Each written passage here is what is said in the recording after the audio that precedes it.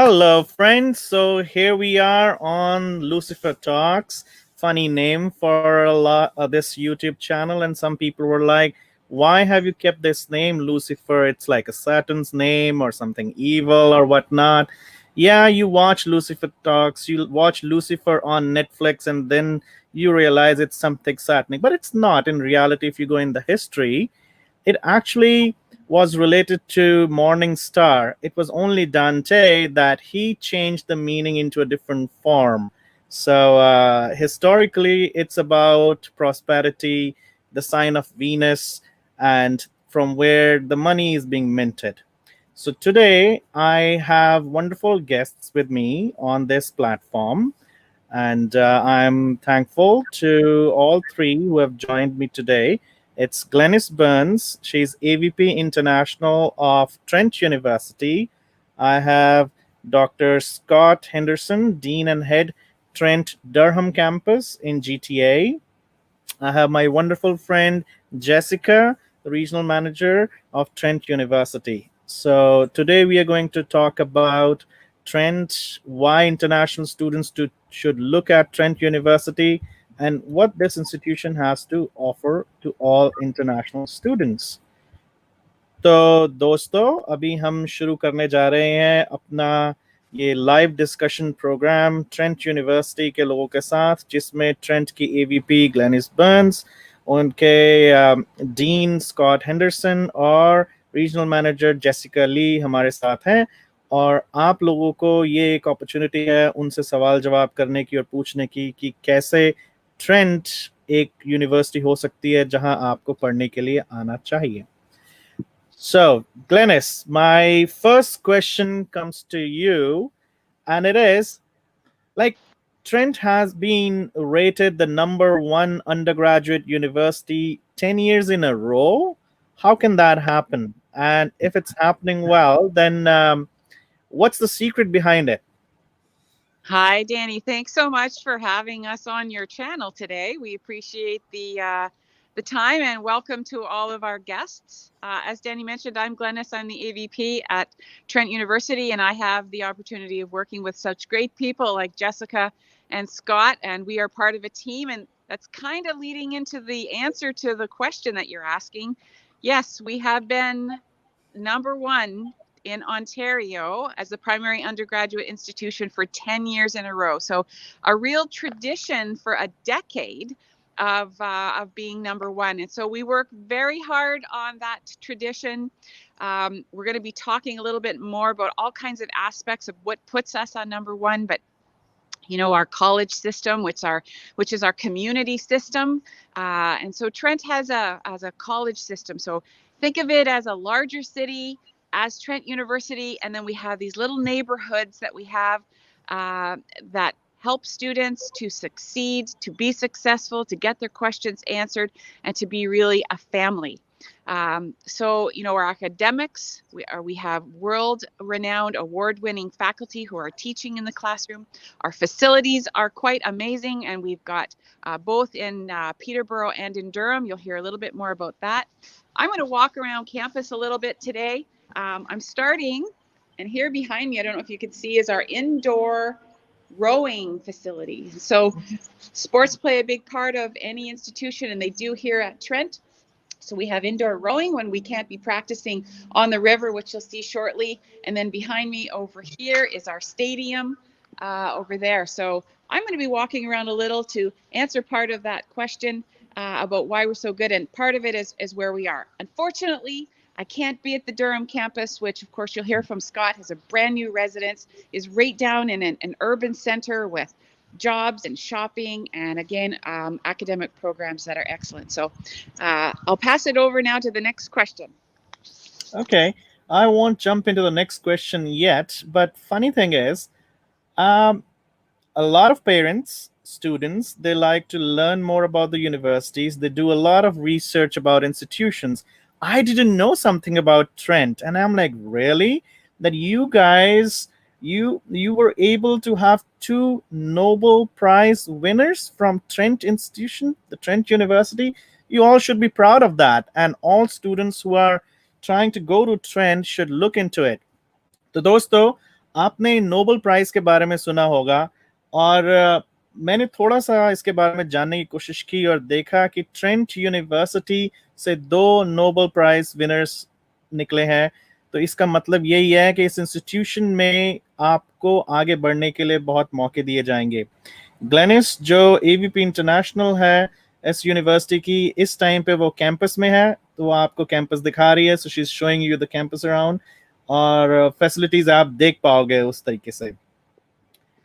Scott, so Glennice just mentioned about the 2 campuses, right? So we have Peterborough, we have the Durham campus.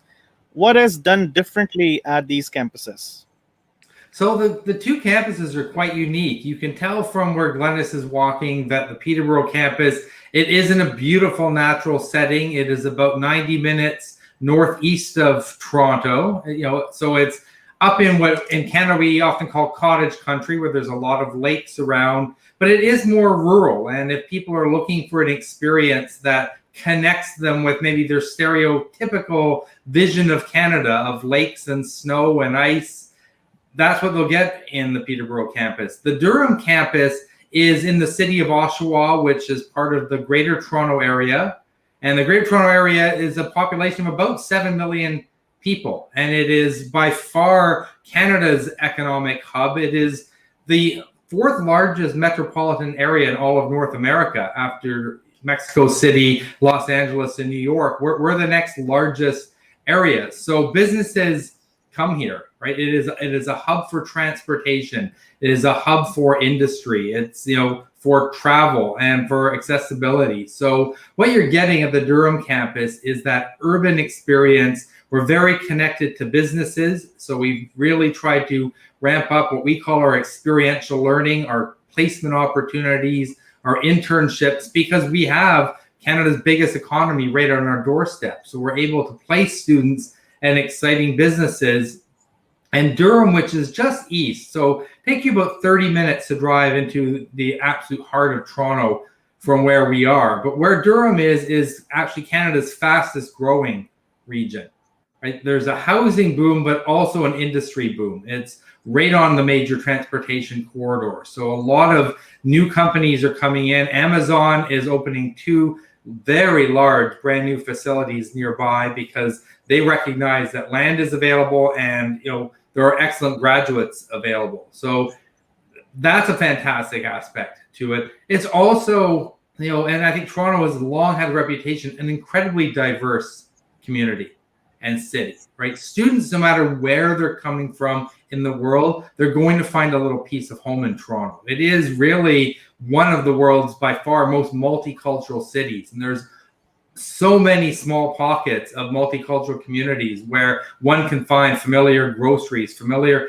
entertainment, speak a language from home with somebody that you haven't spoken for a while and just reconnect with things that maybe give take away some of that homesickness you have. So it's just a wonderful place to be. So it's a contrasting experience, and we're starting to develop in Durham some very unique programs. So we've got a brand new logistics and supply chain program coming on board. We have our Master of Management program. We come into those things in a while, Scott. Yeah, okay. You did give a very good explanation about the campuses, and Jessica here probably will agree with what I'm going to say.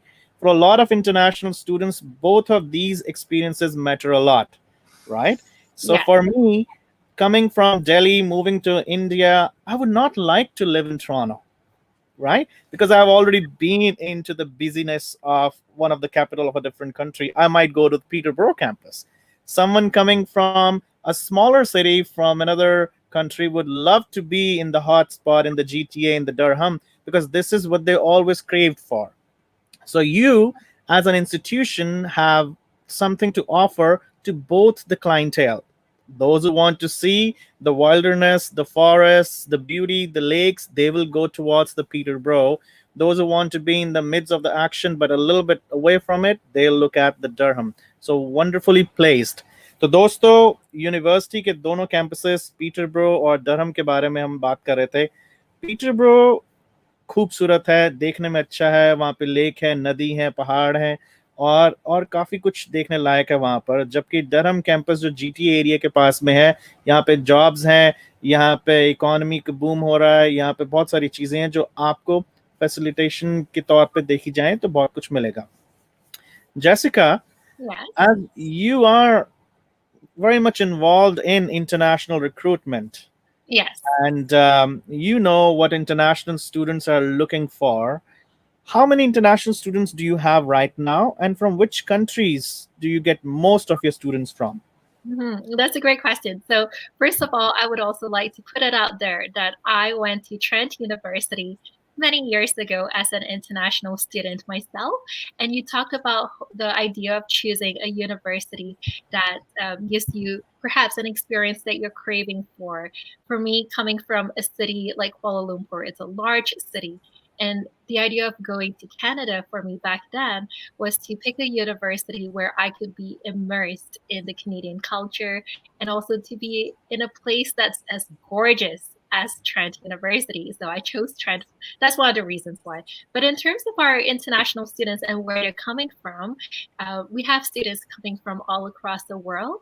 A lot of our students do come from India as well, but we also do have students coming from other parts of the region like Southeast Asia. East Asia is also where we get students from. We also have students, a lot of students coming from the Middle East, Africa, Latin America, the Caribbean as well, and different parts of Europe too. And all of the students would come for a variety of programs, anywhere for our Trent ESL program to our undergraduate programs and our graduate programs too. So all in all, we have over 1,000 international students at all levels, from ESL, undergraduate, master's, and PhD levels at both of our campuses combined. Okay. I just see a question on my screen which you can't see, and this will go to Glennice, because Glennice, you're the big boss here, and maybe something comes straight from you.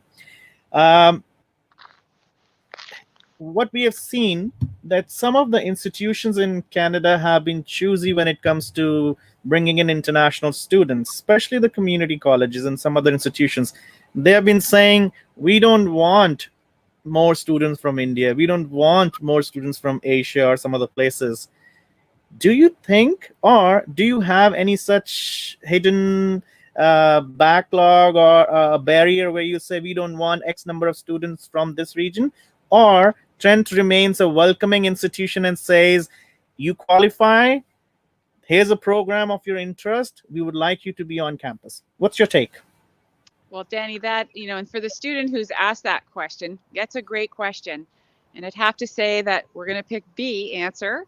Trent is a very welcoming community. We do not discriminate against. I mean, it's not just Trent, but it's Peterborough and Durham. I mean, Canada is a very welcoming and inclusive country. And so that trickles down all the way to here. And as Jess knows, and as Scott knows, we do the recruitment. We also do the admission. So we're a team that can follow you through from your application to your acceptance. You can work with us, deal with us. We're one big office that works for the services of students. And we would never, and I rarely use that word never, but we would never discriminate against, we would never say we just want a student from a particular country or not from a particular country. Students add to the culture of our campus, and Trent has had a long tradition of having an internationalization program. When you come and you graduate at Trent, you will see, and it's too bad we can't put up a picture, and I'll walk to the wall shortly, but we put up all the flags of those students that are graduating that day to celebrate your country on our campus and in our country. So no, we don't discriminate. Please reach out to, whether it's Jess or Scott or I, if you've got any of those, very personal questions. Doesn't happen for us. Our office is very welcoming. We have global hangouts. Food is an important part of what we do in our office. We celebrate all kinds of cultures, and we learn how to cook, and we commune over food. It's a place where we don't hold any, we don't judge, and it's a very inclusive campus. Both campuses are, and we would never do that, Danny. So I don't want students to worry about that, and we welcome you no matter where you are coming from. Great. तो दोस्तों आपने सुना Glenys ने अभी जो हमें जवाब दिया है। आप अगर इंडिया में है, पाकिस्तान में हो, बांग्लादेश, श्रीलंका, नेपाल, इंडोनेशिया, कहीं पर हो, मलेशिया, एनीवेयर, आप लोगों को ये सुन के अच्छा लगेगा कि ट्रेंट यूनिवर्सिटी में हर स्टूडेंट को बुलाया जाता है। दे वेलकम एवरी स्टूडेंट। और यहाँ पे ये नहीं कोई कहेगा आपको कि तुम इंडिया से हो तो हम तुमको नहीं चाहते। आप इंडिया से हो, किसी कंट्री से हो, एज लॉन्ग एज आप क्वालिफाई करो उस प्रोग्राम में एडमिशन के लिए, आपको ट्रेंट यूनिवर्सिटी एक्सेप्ट करेगी। Scott, I have research data from a service provider during this COVID, right? And they did a lot of research about international students who wants to come to Canada, who's still willing to enter Canada and not. Surprisingly, two countries still remain the top contender, and the number one is India, the number two remains China. So these two nations still will remain the provider of international students to most of the institutions. What has been happening on the border close to us and in the other country, people are scared, right? They're scared as to what they can expect, right, when they're in Canada. So you touched on a very valid point about equity and diversity. So what steps are taken in consideration by the university at the Durham campus, and maybe Jess or Glennice can tell about the Peterborough, to make people feel safe? Yeah, that's a great question again, Danny. And, I'm sure Jessica and Glennice could chime in at some point. But as Glennice already said, from the moment that we get an applicant to when they arrive, to when they enter their program, we're following them, we're working with them all along. There are a lot of international students who have reached out to me this year, who have emailed me directly, and we follow up and we say, okay, have you arrived? And are you safely in your residence? And we are one, Glennice, her team needs to be very proud of this, one of a handful of universities who got our international plan approved by the government to allow international students to return, because they looked at what we were doing and said, you are taking care of your students. So during the pandemic, we're making sure people are met off of their flights. We're making sure their accommodations arranged, that there is a mandatory quarantine period. We're making sure that that's in place, that they're supported throughout that any follow-up testing is being done. So on the Peterborough campus, we're working with the local health teams to come and do the testing right there on campus. In Durham, we're arranging for taxi chits that we'll pay for to send students directly to the test center and back. So, that's just an extension of what Trent does as a whole with international students. It goes back to why we're kind of number one ranked undergrad. People care at Trent. They care across the board about our student success. I'm also a Trent graduate. I was here back in the 80s on the Peterborough campus, and it was 3,000 students. And now we're around 9,000, almost 10,000 students between the two campuses. It feels the same, Danny. It still feels like a small space because professors reach out. And our students throughout the pandemic have been writing me, and when I talk to them, they say that they feel so supported by their professors. And that goes with international students as well. Professors are bending over backwards to recognize that we still had some students learning remotely before they could get to Canada, and professors were adjusting times for those students and making sure they're progressing. So we have such a laddering of supports at Trent, right? We have the excellent team in the international office, our excellent recruitment team. We have amazing advisors. We have international academic advisors who will help international students with particular problems, as well as their external issues, whether those be visa related or accommodation related, community related. There's always help there. And then it extends into the classroom, because it's small classrooms, hands-on. Nobody slips through the cracks at Trent, right? There's always somebody right there ready to catch you and to support you and get you right back on track. So it's embedded in what we do, and through the pandemic, I think we've done a marvelous job of maintaining that. Okay. I just would add one small thing to that, Scott. Thank you. Is that Danny, on campus, students have a real voice, and we have a group called TISA, and it's Trent International Students Association, and this group is active everywhere on campus. They have a huge voice. They're on board of governors. They're on the food committee talking about the food we should have. And so there's many different cultures and regions represented in that group. And they're a strong body that's here to support you as well. Okay. तो दोस्तों Scott और Glenys दोनों ने ही बताया हमको कि Trent University के campus में कैसी सपोर्ट सर्विसेज अवेलेबल है, बच्चों के लिए क्या क्या है, और कैसे इंटरनेशनल स्टूडेंट्स को यहाँ पे वो एक प्रॉपर गाइडेंस देते हैं और साथ में उनका हाथ पकड़ के उनको आगे लेके चलते हैं। तो यही सब चीज़ें देखते हैं इंटरनेशनल स्टूडेंट्स। जब माँ बाप बच्चे को इतनी दूर भेजते हैं तो उनको कोई ऐसा इंस्टीट्यूशन चाहिए जहाँ पे उनका बच्चा सेफ हो, सिक्योर हो, और उसको उस एनवायरनमेंट के अंदर ऐसा लगे कि वो कोई बाहर का आदमी नहीं है। Jessica, Yes. sorry if I put you on spot, but Go for it. I have to. And it's related to the equity and diversity piece itself, because that is very important. And I know Scott did a wonderful job explaining from his side, but sometimes it's good to hear from someone else like you, right? Sure. You yourself came to Canada as an international student, I believe. You went to Trent and you have gone through a lot of experiences, and maybe you are still going through different experiences, and we may want to talk about them, we don't want to talk about them. As someone who belongs to visible minority, right? Someone who has done a lot and now progressed well in this institution and representing it around the world, what message do you have for international students? What do you tell them that this is a way that they can succeed and make their dreams come true? Okay, so one of the messages that I always tell students is don't be afraid to approach people for any questions that you have or to ask for assistance.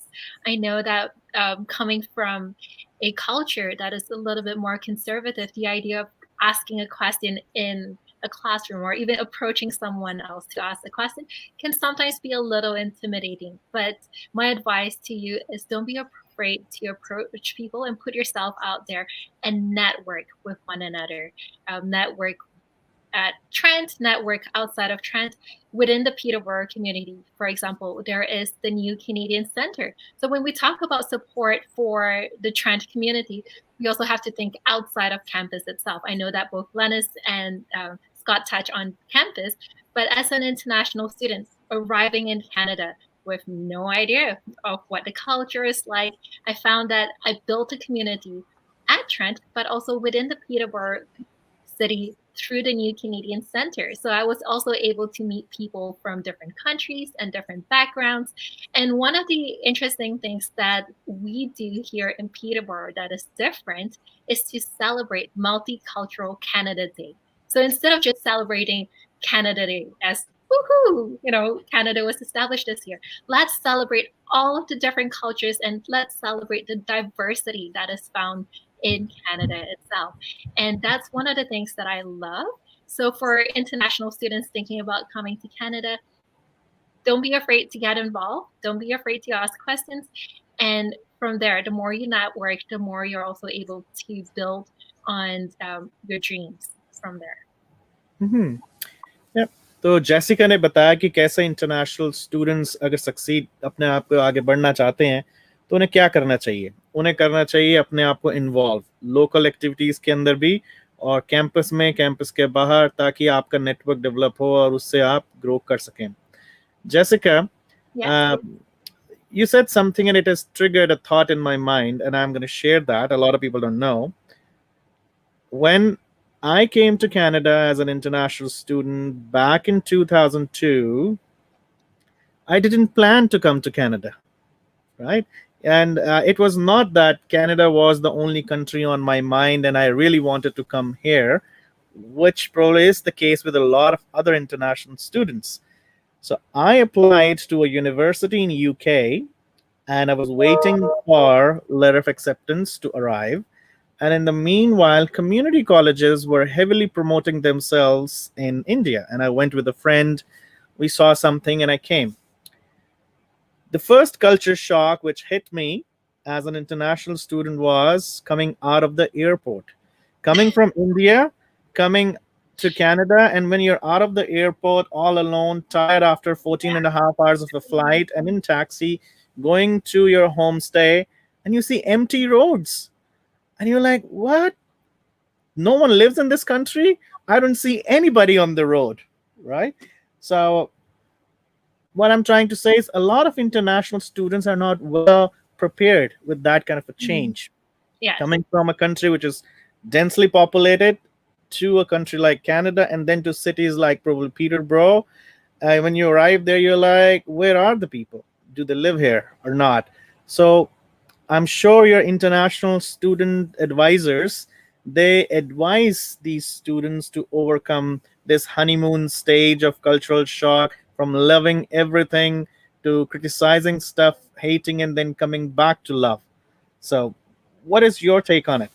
So I completely get what you mean about, getting off the airport and seeing that, hey, this is not as populated as where I'm from, right? Or even traffic. When people here in Canada complain about traffic, it's so different from traffic back home, where We we're both like, have seen that in Kuala Lumpur, being stuck together in that van for hours, right? that was a long time being stuck in traffic together.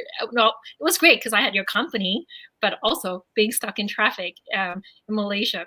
So one of the things that I myself was doing was learning to embrace change in a positive manner, to be like, oh, okay, this is how they do things here. Let me learn to embrace that. But to also look at the positive side of things, where I can actually get from my house to campus, for example, with hardly any traffic, and get there in 10 minutes. Whereas my friends back in Malaysia, they're like, what? I get stuck in traffic every day for an hour trying to get to work, and you get to work in 10 minutes with no traffic.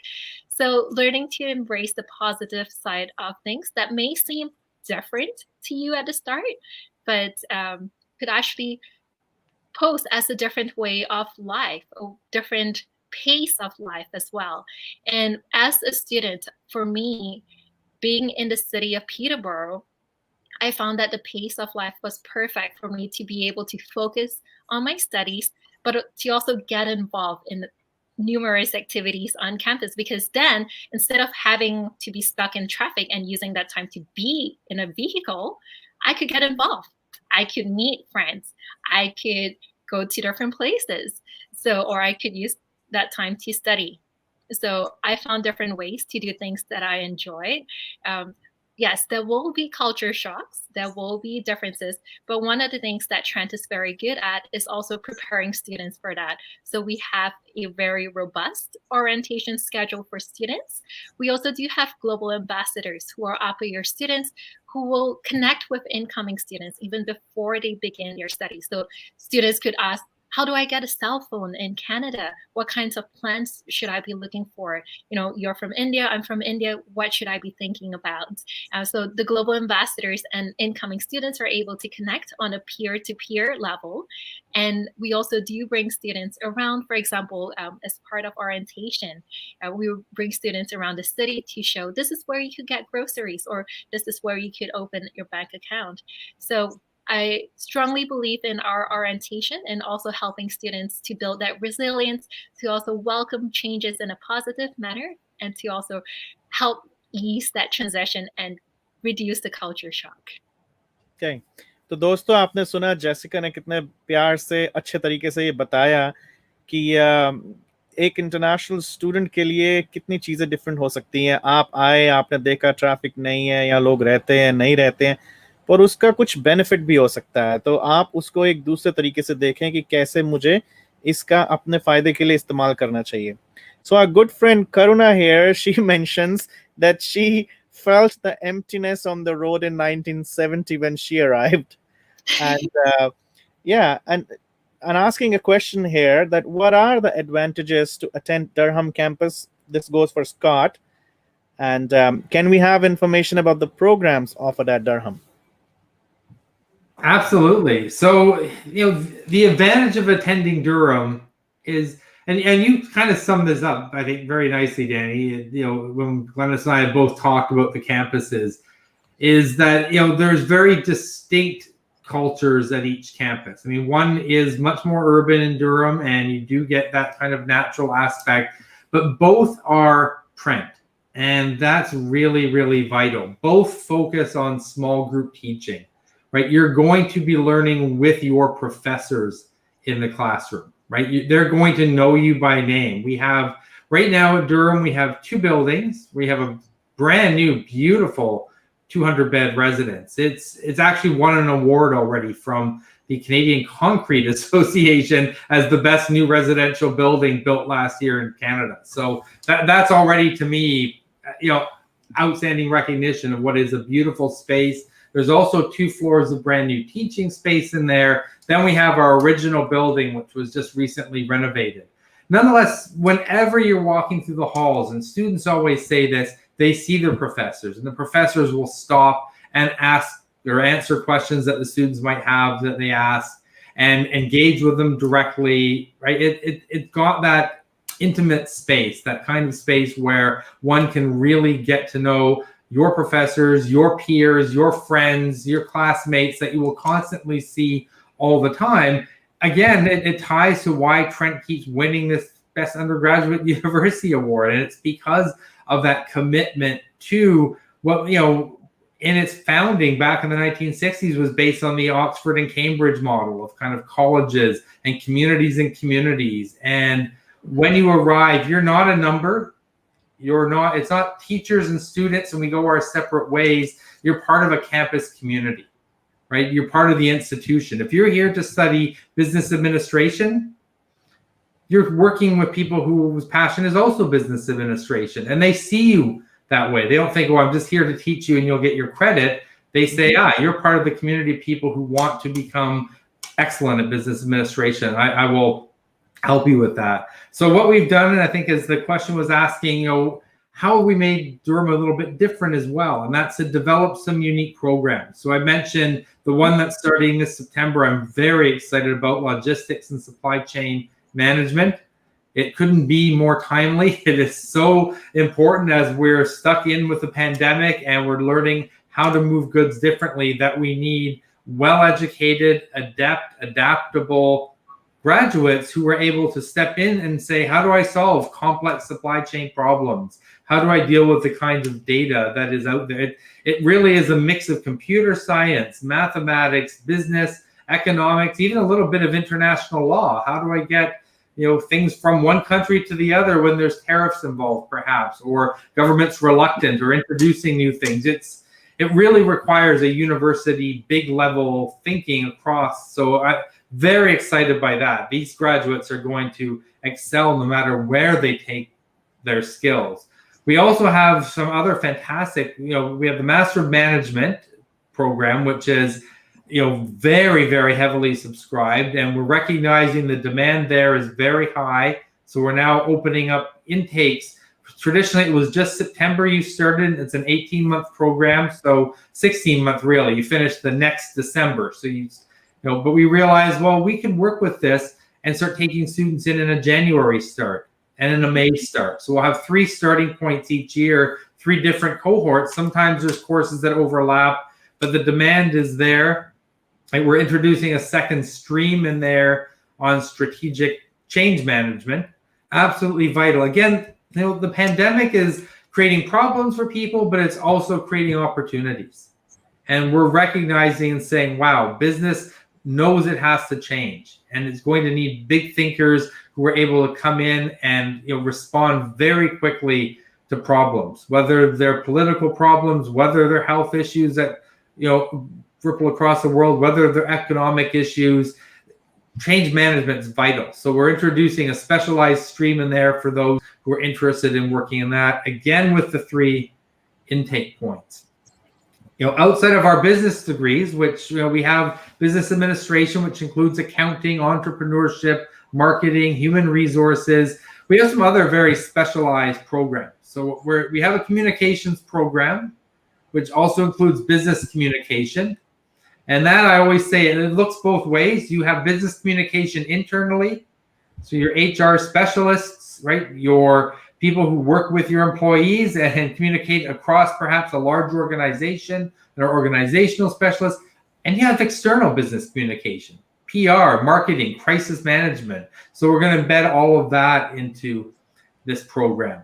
And then we have some phenomenal, ones outside of business. Child and Youth Studies, which is rapidly growing, and our students are incredibly successful in there. We have a policing and community well-being program that is unique to our campus.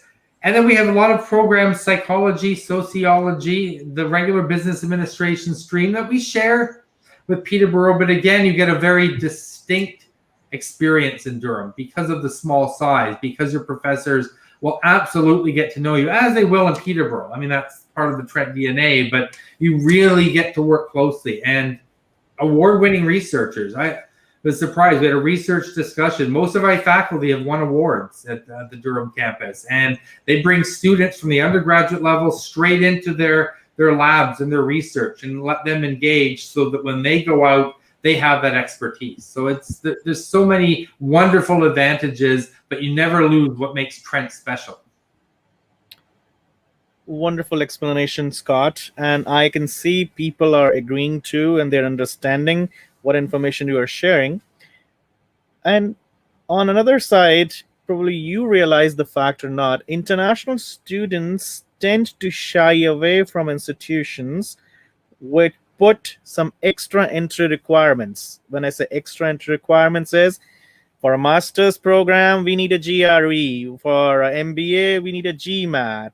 Then students tend to say, I want to go to an institution where I don't have to go for a GRE, or I don't have to go through a GMAT. Let's say for your MSc in management program, what are the actual entry requirements?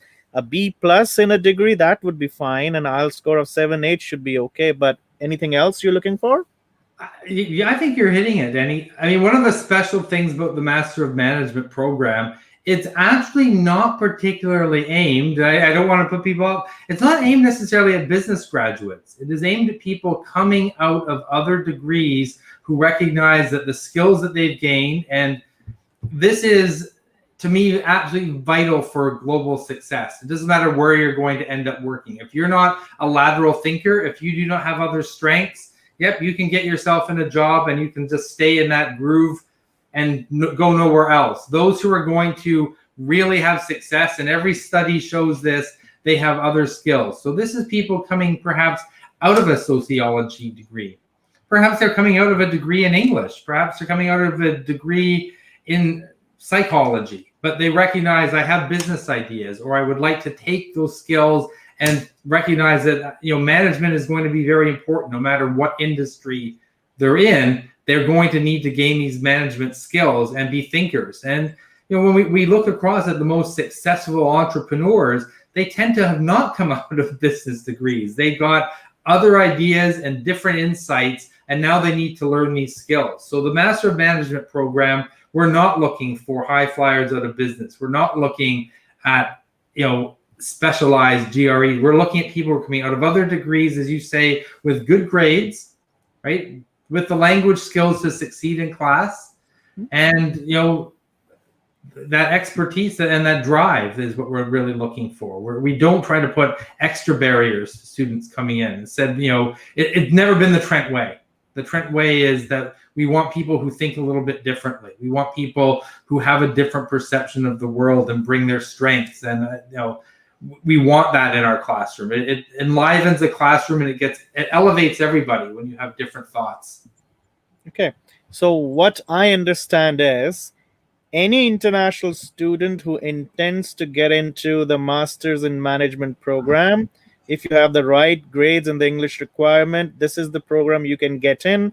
There is no special requirement of GRE or GMAT for the program entry.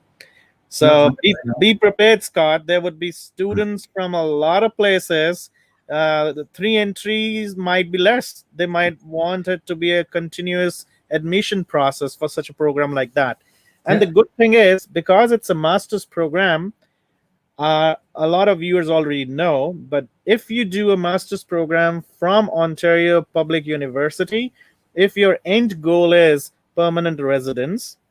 This master's degree program qualifies under the Ontario nominee program. So it's ONIP. You can qualify under that. The moment you finish the program, you have a little bit of experience, you're in. You're in the PR pool, and your dreams can come true through Scott's Masters in Management program.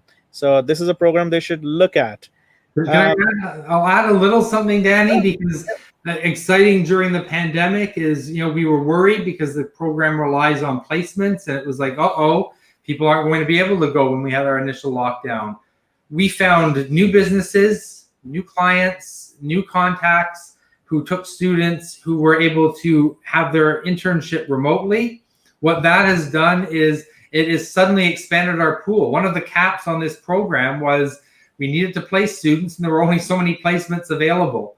The pandemic has suddenly added a whole host of new opportunities. So we're going to be able to not only open up 3 different intakes, we're going to be able to take a few more students in than we have in the past, because it has been a very in-demand program. So, a positive coming out of the situation is we've got a lot of new businesses on board who really want to take our students. Great. Canada has recently taken a bashing, actually, when it comes to support services and the way they have acted on COVID-19 entry requirements, a lot of that, because the borders are not being open, people are not able to come in. But yesterday, our Minister of Immigration Refugees, he came up with an announcement, and a lot of international students are really happy, parents are happy, agents who support our institutions are extremely positive that it's going to change the way Canadian admissions or education sector was being seen in last couple of months. So now these international students who are already in Canada and they are on a postgraduate work permit, even if it was expired or close to being expired, they have an extra 18 months.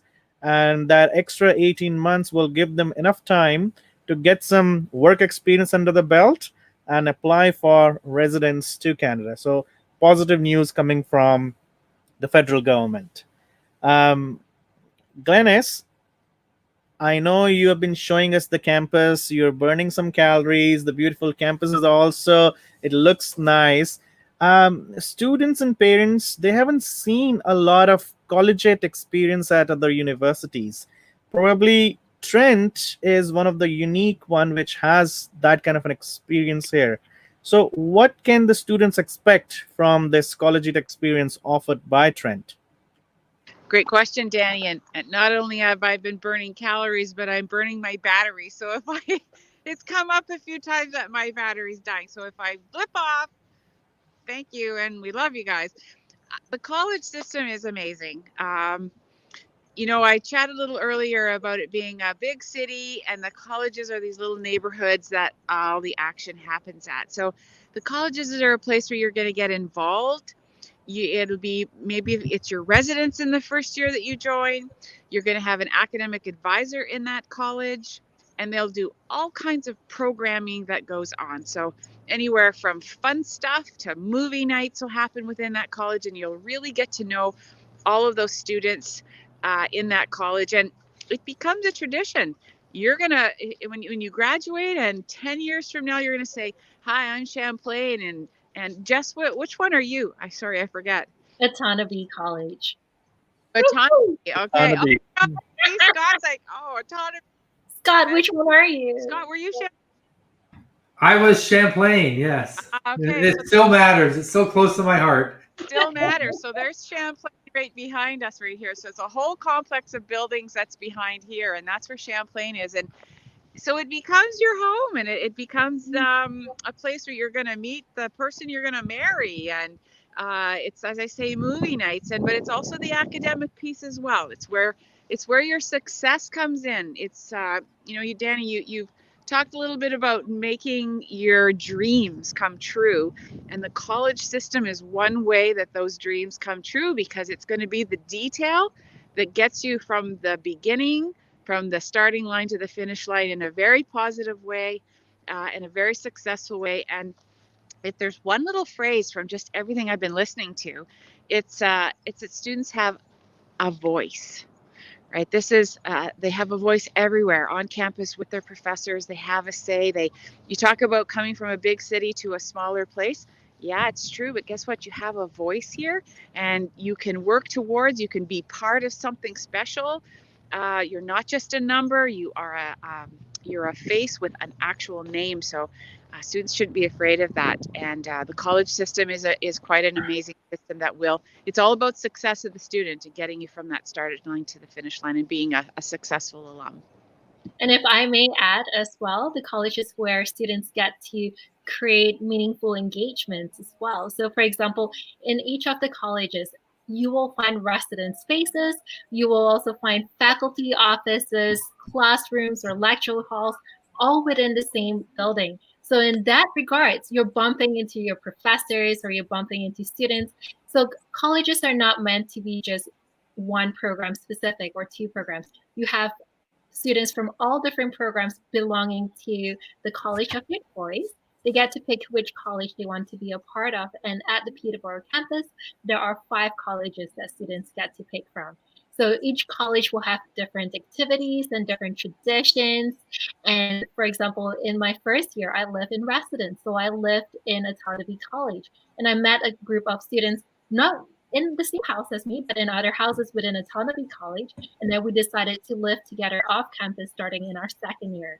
And so that way I made friends, someone from the biology program, someone from the cultural studies program, and then someone from ancient Greek and Roman studies, and we ended up living together afterwards too. But we all met at Otonabee College. And within the colleges, there are college cabinets too. So college cabinets would consist of the principal of the college as well as student leaders. So there are a lot of student leadership opportunities for students to gain work experience, but also that voice, making sure that student voices are being heard. Canadian and international students will have a say within the larger university too. Great. Trent International Office. Great. Someone just sent me a message, and I need to say what the message is all about. It says, after listening to Glennice and Jessica about the collegiate experience, it feels like you're entering the Harry Potter zone, and there must be a lot of Dumbledores walking on the Trent campus to help students succeed. So I'm a Harry Potter fan, and I'll say, yeah, sure, it looks like that. They have good plans in place, and they have people at Trent University who will be able to take care of the need of the students. One question popped up, and it's about psychology, and I'll go to Jessica for this. In certain countries, psychology is considered part of arts, not part of sciences, and the entry requirements are a little bit different. So what about the entry requirement for masters in clinical psychology program? What should have they studied, and how are they going to be considered for this program? Okay, so I can talk about both undergraduate and graduate. So Mhm. at Trent University, we do offer a Bachelor of Arts and a Bachelor of Science in Psychology. To get into the undergraduate level, if students are going into the science, math is recommended just because within the science, you may be doing a little bit of calculations compared to looking more at the social psychology side or cultural psychology side or developmental psychology side, right? If you're looking more into your neurons and hormones and physiology of your body and how that affects your behavior, you may need a little bit of understanding, a science understanding. But within psychology, no matter if you're in the arts or the science, you always have to do statistics as a course, as part of it. In your second year, in your third year, there are mandatory stats courses, but stats related to psychology. So when you get a research, how do you understand the research? Understanding the statistics behind that would allow you to be able to understand the outcomes of the research as well. And so when you're looking to move on from the undergraduate level to the graduate level, at Trent, we offer a Master's of Science in Psychology. And for that, students will have to have at least a 77% average based on the last 2 years of their undergraduate studies. And it doesn't matter which curriculum you're coming from, we will always convert that to a Canadian equivalent of grading scheme. And as long as you have a Canadian equivalent of 77%, we will consider you. But we do also ask for students to have a stats course in order to move on to our Masters of Science in Psychology. So that is the subject prerequisite for our master's program. And so again, with our masters, no GMATs or GREs or any of that sorts are required for our master's programs.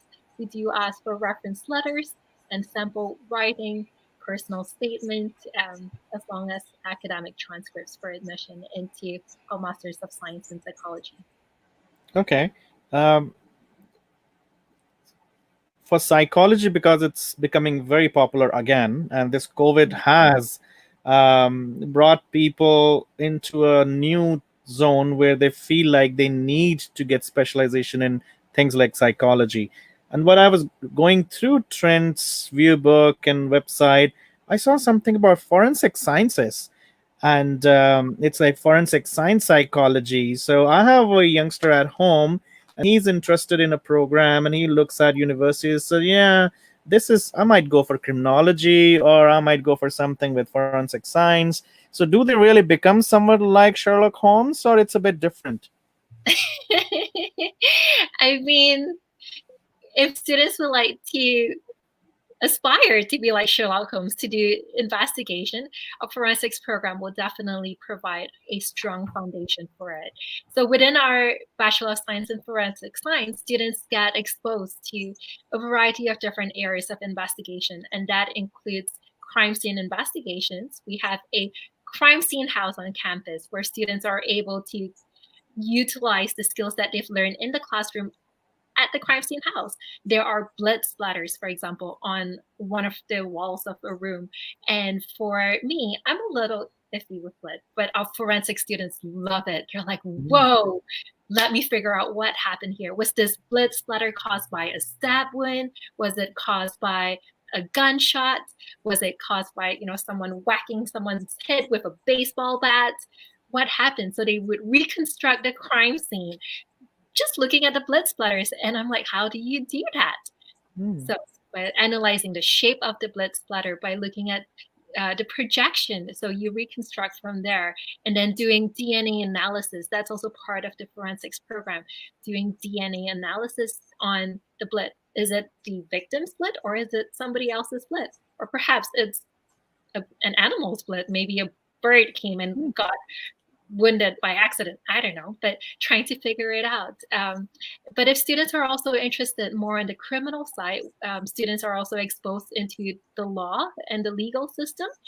Students are also exposed into the psychology side, and also Just the before we move into something else, you said something very, a word which did something to my brain: what is law.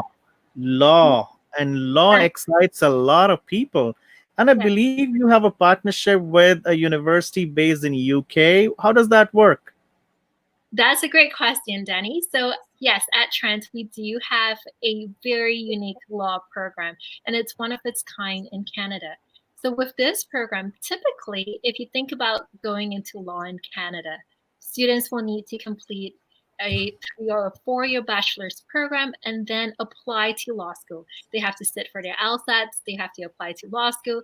There isn't a guarantee that they will get into the law school. And most of the time, a lot of law schools do favor someone with a Canadian citizenship or permanent residence too. And so, with this program that we offer at Trent University, students are able to get both a Bachelor of Arts or a Bachelor of Business Administration plus a law degree, the LLB degree. And it's together with Swansea University, located in Wales, UK. So within 6 years, students will come to Trent for the first 2 years, head over to Swansea in Wales for 3 years. So they just cross the Atlantic Ocean, head to Swansea, and then come back for the final year in year 6 to Trent, and they graduate with 2 degrees. And the beautiful thing about this is that students get to customize according to their area of interest. Perhaps someone is interested in family law. They may be able to do a Bachelor of Arts in sociology and combine that with a law degree. Perhaps someone is interested in corporate law. They could do the Bachelor of Business Administration and combine that with the law degree. So at Trent, we offer that option for students to get a law degree in either a BBA or a Bachelor of Arts, all within 6 years. तो दोस्तों अगर आप law पढ़ना चाहते हो तो Trent University के पास एक ऑप्शन है, उनसे बीए ले सकते हैं, आप बीबीए ले सकते हैं और लॉ डिग्री यूके से आपको मिल सकती है और इस डिग्री के साथ आप यहाँ पे कनाडा में भी प्रैक्टिस कर सकते हैं. So Jessica, because it's a partnership degree with the UK university, what's the dollar figure parents need to keep in mind? Because they might have to pay 2 different tuition fees. Yes.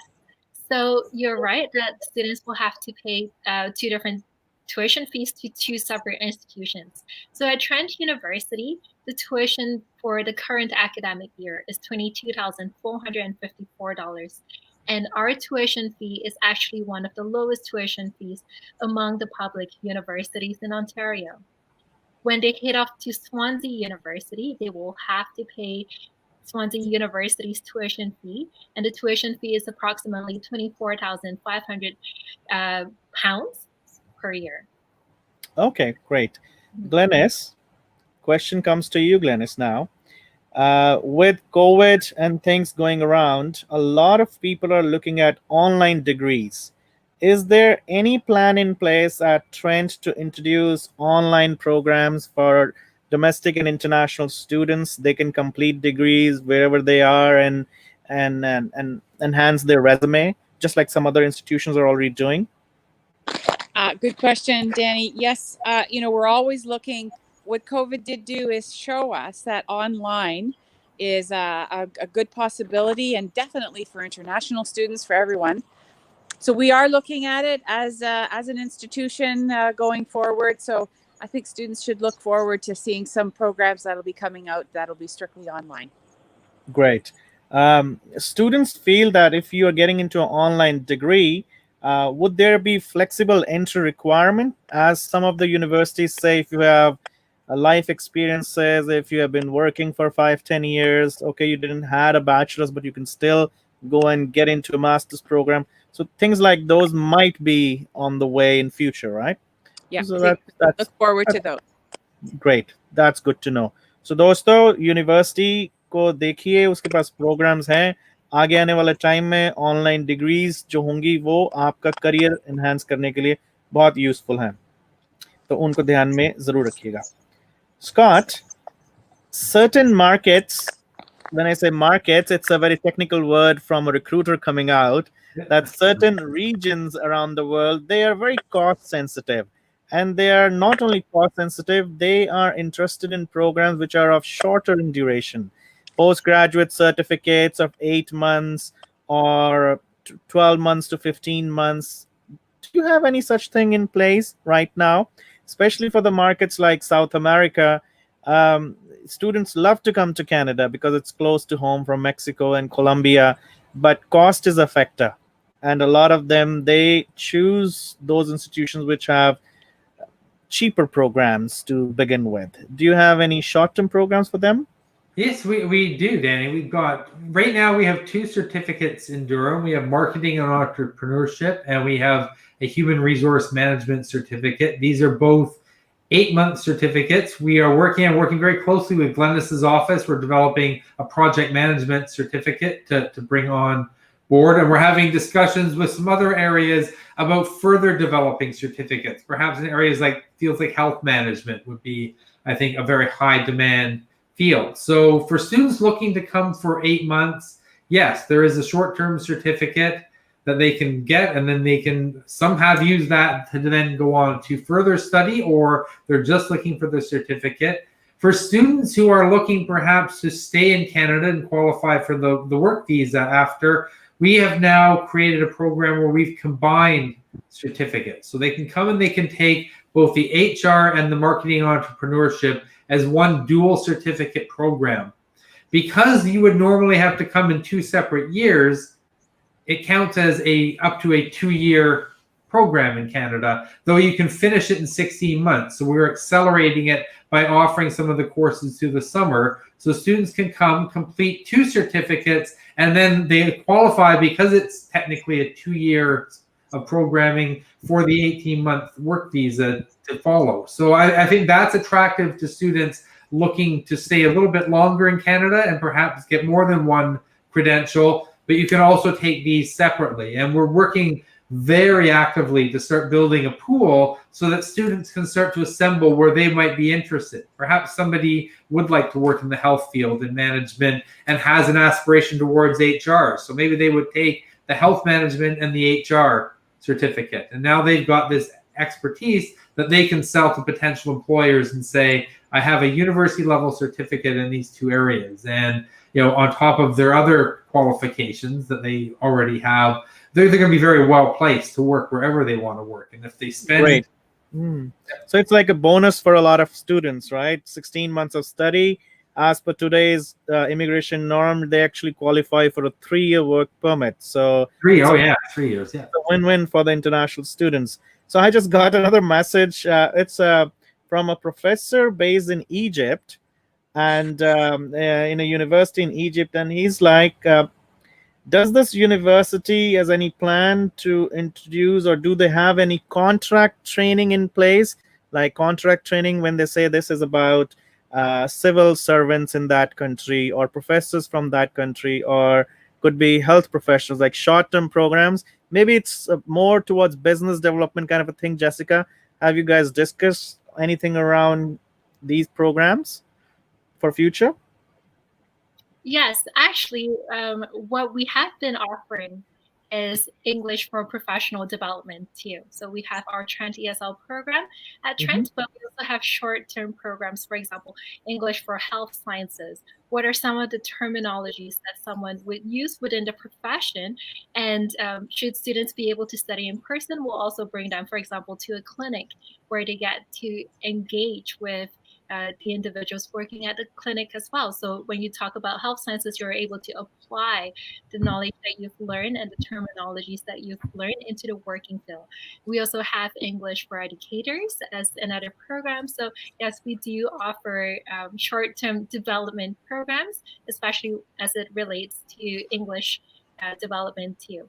But outside of that, we also do have a few certificate programs, short-term 8-month certificate programs that Dr. Henderson was talking about that students could also consider.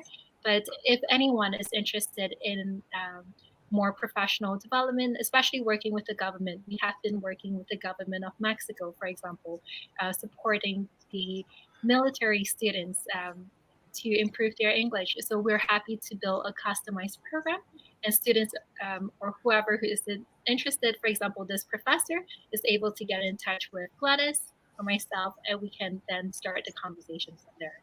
Perfect. So it seems like the university is actually open for business, which we don't see much in Canada. Honestly, there are certain institutions that are still in the colonial area and not proactive. So thank you to Glennice and the wonderful team here that it seems like Trent is a place which is open and willing to explore new ideas and grow further. Before we wrap up, I just want to know from anyone can pick that and say, what are the English requirements? And what if someone is not able to get those requirements fulfilled? How long do they spend in your ESL program? And is it delivered at the Durham campus, or is it delivered only at Peterborough, or at both? I can take that since I was talking a little bit about our ESL program. So first of all, our admission requirements for English requirements into our undergraduate programs and also postgraduate certificate programs, and also for our graduate programs, they're mostly the same. But let me start at the undergraduate and postgraduate certificate level. We do ask for students to have IELTS with an overall band score of 6.5 with no band below 6.0. We also do ask for students, if you're taking IELTS or TOEFL, sorry, you could have TOEFL with 86. If you're taking CALE, we do ask for 60. If you're taking Pearson, the PT test, we're asking for 59. If you're taking Duolingo, we're asking for a score of 115. And for students who may not have those scores right off the bat, that's okay. We actually do offer conditional admission into our undergraduate programs through the Trent ESL program, and students can spend anywhere between 1 to 5 terms, depending on which level that they're placed. So there are 5 levels for the Trent ESL program, with levels 1 to 3 big focus on more grammar or language development, whereas levels 4 and 5, the upper levels, would be focused on academic skills development. So we call those levels foundations for university, because we're preparing students to do presentations. We're preparing students to write lab reports or essays. So we're using university language within the classes to get students familiarized with university work. And so depending on which levels students are placed, they may need 1 term or they may need 5 terms. And 1 term could be done in as little as 2 months if they're starting in the spring or the summer, or if they're starting in the fall or winter, it would take 4 months. Now, we also do offer direct entry into the levels. If someone has an IELTS score of 6.0, they only need to do 1 term of the Trent ESL program, and they're able to then move on to their undergraduate program. Now, at the master's level, they do accept IELTS, TOEFL, and CALE. They don't accept Duolingo at this time. But in general, for our graduate programs, we're also looking to include a conditional admission through the Trent ESL program into our graduate programs down the line. Great. For students who are coming from SDS, I need to just tell them. तो Yes. अगर आप उन country से हो जहाँ पे SDS के under आपको अप्लाई करना है, स्टडी वीज़ा और एंट्री रिक्वायरमेंट फुलफिल करनी है किसी भी यूनिवर्सिटी के लिए, आइल्स ही एक अकेला टेस्ट है जो एक्सेप्टेबल है इमिग्रेशन डिपार्टमेंट को. तो आइल्स को ज़रूर दो, क्योंकि अगर आपने आइल्स नहीं दिया, SDS के थ्रू अप्लाई करना चाहते हो, तो आपको वीज़ा मिलने में प्रॉब्लम हो सकती है. जबकि दूसरे इंग्लिश एग्जाम्स देने के लिए अगर आप जाते हो तो आप नॉन SDS कैटेगरी के अंदर ही अप्लाई कर सकते हो. So what I just try to tell people is, if they're applying for the SDS category from those countries, visa officers only entertain IELTS. They don't look at any other English proficiency exam. And sometimes our agent friends, other people confuse them that they can apply with Duolingo or they can apply with Kale, and students end up getting rejection letters. So we don't want the visas to be refused from those SDS countries. Duolingo is red flag for some of those places, and they're like, nope, you have a Duolingo, you don't qualify for the visa. So thank you very much, all 3 of you. You have given a lot of information to our students, and I'm thankful for you all to give time on this platform, and I'm sure people will reach out to you. And have a wonderful day. Thank you, Danny. Take care. Bye-bye. Bye-bye. Thank you.